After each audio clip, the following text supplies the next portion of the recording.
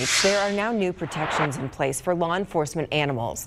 The governor signed a bill into law today that increases the punishment for hurting or killing a police animal, and that includes canines or horses. Maybe you remember this scene from a little more than 2 years ago in Manitou Springs. We were hoping to show that to you. Maybe we'll get to it here in a second. But let me tell you about it. April 12th, 2022, deputies say El Paso County canine Jinx lost his life at the hands of a suspect, and they say that tragedy helped lead to progress. 11 News anchor Blake Salmon is live outside the El Paso County Sheriff's Office tonight. Blake, those who were closest to Jinx helped get this law into place.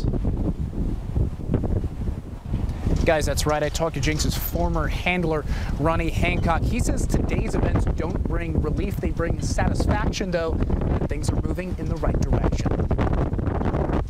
It has been a hard-fought 2 years, but I think fighting for Jinx helps me get past some of the heartache of losing him. The measure, signed into law by Governor Jared Polis, gives crimes against police canines and horses their own legal category and adds consequences.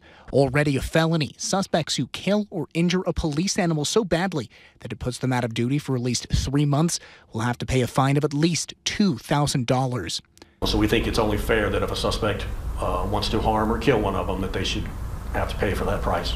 Hancock says a canine isn't cheap. He says training a single dog can cost as much as $30,000. You add my salary for the 16 weeks that I'm off the road training him, eventually we're getting into the hundreds of thousands of dollars over their career. But Hancock says that cost is far outweighed by what a canine can do. If I show up on scene with my canine, it's like me showing up with 10 other officers. The dog itself usually de-escalates situations much quicker than multiple officers. Hancock says this is just a start, as they're not done fighting to protect their furry partners. So our ultimate goal would, to get down the line, would be to have our law enforcement animals recognized as cops. Says their next goal is to establish mandatory minimum sentencing. Live in Colorado Springs, I'm Blake Salmon, 11 News. Back to you guys.